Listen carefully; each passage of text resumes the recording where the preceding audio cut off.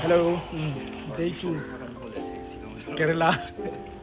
Day 2 me too. Day 2 tới thì về ngó ta. Day 1 trong bộ khăn đi dẫn đi sống thùng lệ bản liếm lệ tổ.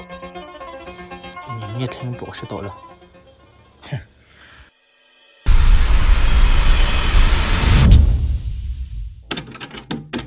Với ngài hiến. Hey, Zualtea and office.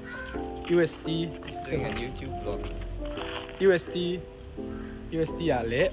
Có phải làm bị chẳng cả luôn. We don't get commission. Visitor pass là Zualtea. USD company kan kaldo ni. Black Swan. US jangan lah. Very nice. Top.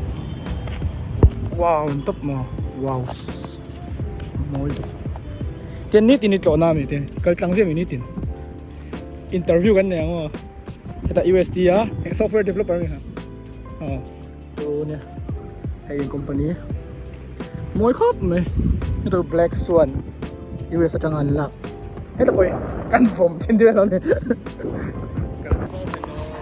Amphitheater company.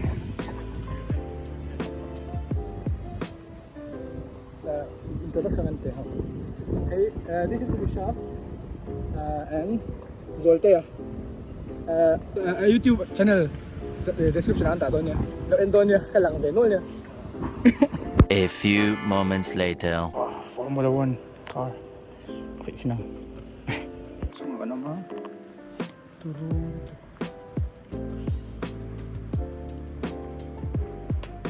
Say Sinoy.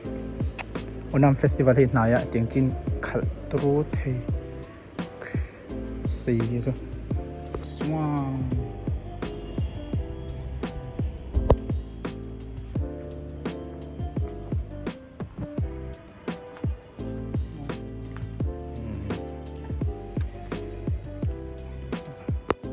USD coffee kan Indon.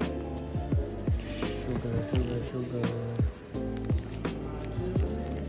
Unlimited coffee. Dito ganyan tayo mo.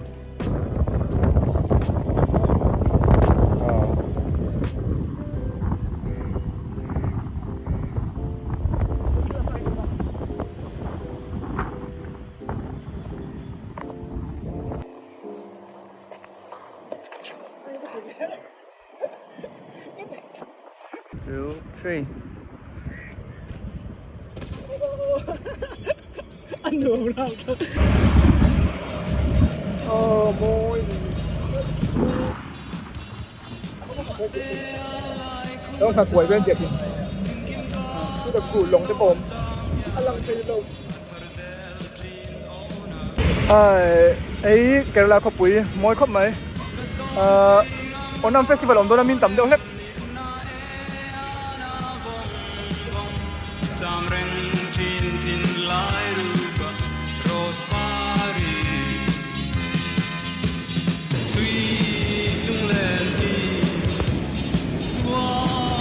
Ấy, có vào làm beach này hay muốn khóc mấy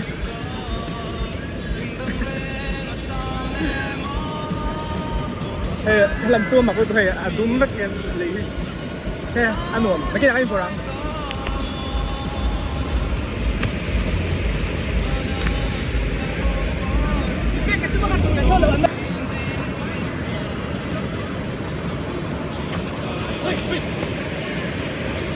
tầm nước cực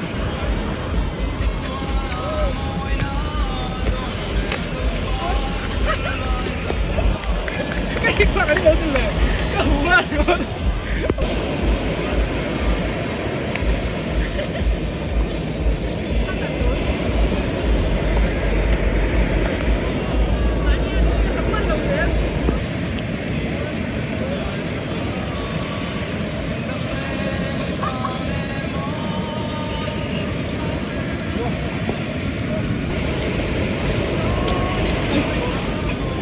rồi cái chỗ đó là rồi.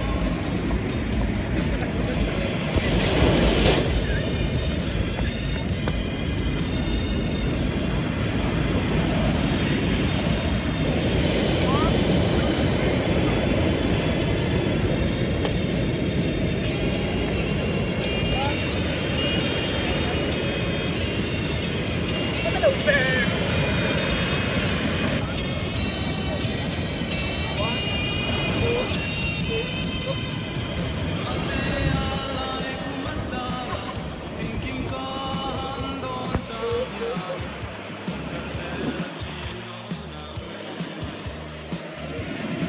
beach này ông về lên trên hot chill mấy cái trạc ông về không này